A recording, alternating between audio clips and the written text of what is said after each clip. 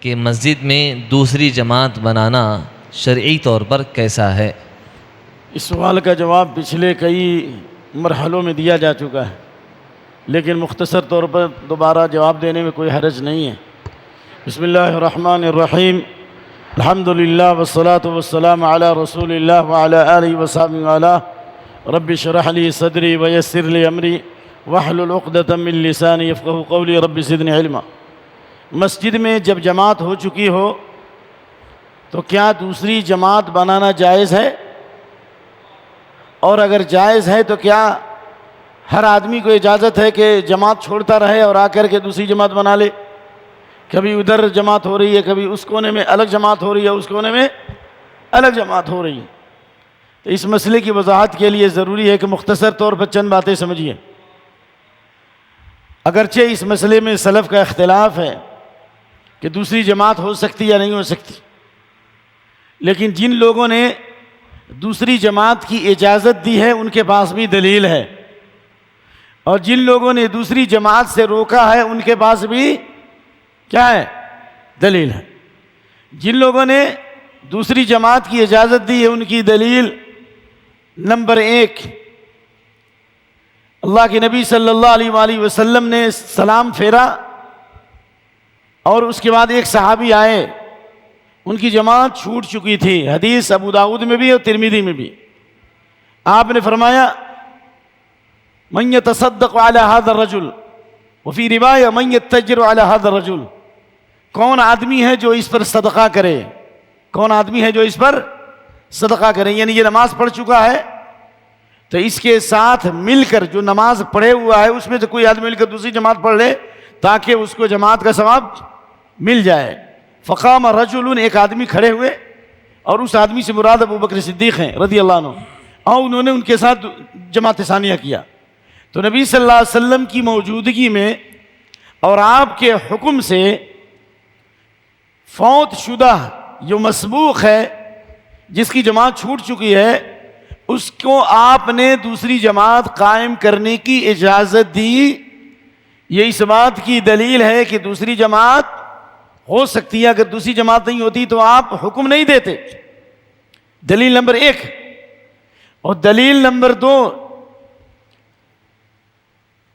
مرآۃ المفاتیح جو مشکات کی شرح ہندوستان کے محدث ہیں عبید اللہ مبارک پوری، آپ لوگ جانتے ہی ہیں، انہوں نے باضابطہ اس کو لکھا ہے صحیح احادیث کے حوالے سے، اس میں سے بعض روایت بخاری میں بھی ہے کہ عبداللہ بن مسعود رضی اللہ عنہ ایسی مسجد میں پہنچے جہاں پر جماعت ہو چکی تھی، وہاں اذان دی گئی اور حضرت عبداللہ بن مسعود نے دوسری جماعت قائم کی 6 شاگردوں کے ساتھ یا 9 شاگردوں کے ساتھ۔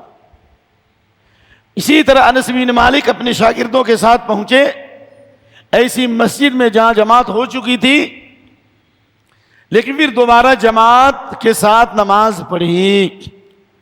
تو یہ حدیث اور یہ آثار سے یہ بات واضح ہوتی ہے کہ اگر کسی کی جماعت چھوٹ جائے تو دوبارہ نماز با جماعت ادا کر سکتا ہے، لیکن اس شرط کے ساتھ کہ اس آدمی کی نیت پہلے سے جماعت اولیٰ کی ہو اور کوشش بھی ہو، اور پھر آئے تو دیکھے جماعت ختم ہو چکی ہے۔ نہ یہ کہ آدمی سستی اور کاہلی میں پڑا رہے، دنیا کے کاموں میں مشغول رہے اور سمجھتا ہے کہ جماعت چھوٹ جائے گی دوسری جماعت کر لیں گے، تو اس کے لیے دوسری جماعت قائم کرنا درست نہیں ہے۔ کہ جو حدیث آتی ہے صلاۃ الجماعت تفضل من صلاۃ الفرد ب27 درجہ او 25 درجہ، جماعت کی نماز تنہا نماز کے مقابلے میں 27 گنا زیادہ ثواب ہے، یہ جماعت ثانیہ کے لیے ہے، نہ کہ جماعت اولیٰ کے لیے، نہ کہ جماعت ثانیہ کے لیے۔ جو حضرات یہ کہتے ہیں کہ دوسری جماعت نہیں ہو سکتی، ان کی ایک عقلی دلیل ہے، وہ یہ ہے کہ دوسری جماعت سے مسجد میں تشویش پیدا ہوتی ہے۔ سلام پھیرنے کے بعد کے جو اذکار ہیں وہ بھی اللہم انت السلام، ان کے سلام کے بعد بقیہ اذکار شرعی طور پر بآواز بلند پڑھنا درست نہیں، آہستہ پڑھا جائے گا۔ تو جو اذکار نماز کے بعد کے ہیں اس کو آہستہ پڑھنے کا حکم ہے، تو جماعت ثانیہ سے مسجد میں تشویش ہوتی ہے۔ رہا اللہ کے نبی صلی اللہ علیہ وسلم کے زمانے میں جو دوسری جماعت ہوئی تھی تو وہاں پر جس کی جماعت چھوٹی تھی اس کی نماز فرض تھی، اور جو مل کے پڑھا تھا وہ باہر سے آنے والا نہیں تھا بلکہ وہ متنفل تھا، اس کی نماز فرض تھی، اور بعد میں آنے والے کی جماعت کیا تھی؟ یعنی جس کی جماعت چھوٹی ہوئی اس کی جماعت نماز فرض تھی، اور جس نے مل کر کے پڑھا اس کی جماعت کیا ہو گئی؟ نفل تھی۔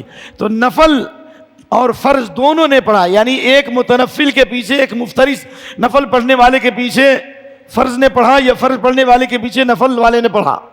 لیکن یہاں تو مسجد میں داخل ہوتے دونوں کی جماعت فرض ہوتی ہے، یہ اس سے دلیل نہیں ہوتی، سمجھ میں آیا نا ان کی دلیل۔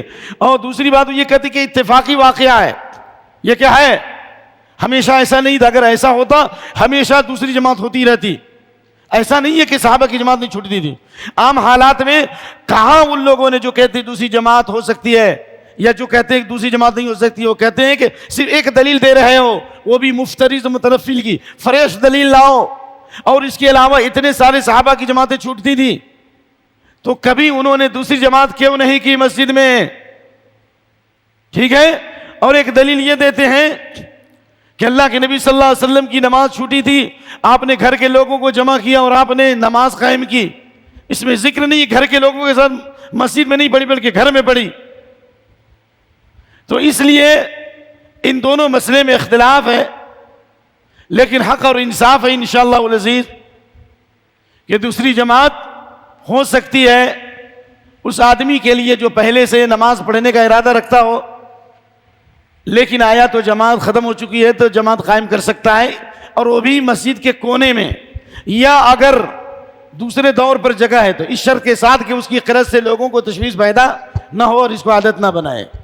نمبر ایک۔ نمبر دو، جو لوگ کہتے ہیں دوسری جماعت نہیں ہو سکتی، ان کی ایک دلیل اور بھی ہے، بہت مضبوط دلیل ہے، اور اس دلیل کا جواب کیا ہے آپ لوگ دے سکتے ہیں تو دیجئے۔ وہ کہتے ہیں من تطہر فی بیتہ ثم راح الى المسجد فوجد الناس قد صلوا اعطاه الله اجر من صلاها وحضرها لا ينقص ذلك من اجور مشيئة، صحیح الترغیب وسلسلہ حدیث صحیحہ۔ ابو ہریرہ رضی اللہ عنہ سے حدیث مروی ہے کہ اللہ کے نبی صلی اللہ علیہ وسلم نے ارشاد فرمایا، جس نے اچھی طرح وضو کیا اور مسجد میں آیا تو دیکھا لوگ نماز پڑھ چکے ہیں، نکل چکے ہیں، لیکن اس کی نیت نماز پڑھنے کی تھی، جماعت پانے کی تھی، تو اللہ تعالیٰ جماعت کا مکمل ثواب دے گا۔ جب جماعت کا مکمل ثواب مل رہا ہے تو دوسری جماعت کیوں قائم کرتے ہو؟ تو اب یہ دونوں دلائل میں نے آپ کے سامنے رکھے ہیں، جس پر اطمینان و عمل کرے، کوئی کسی پر جرح نہ کرے، کیونکہ سلف کا منہج یہ رہا ہے کہ جس میں دونوں طرف دلیلوں ہوں، جس پر اطمینان اس پر عمل کرے۔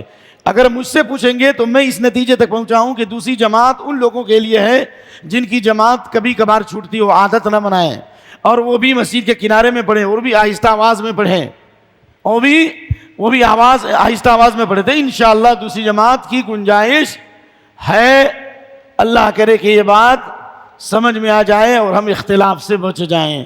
جزاک اللہ۔ جزاکم اللہ خیر۔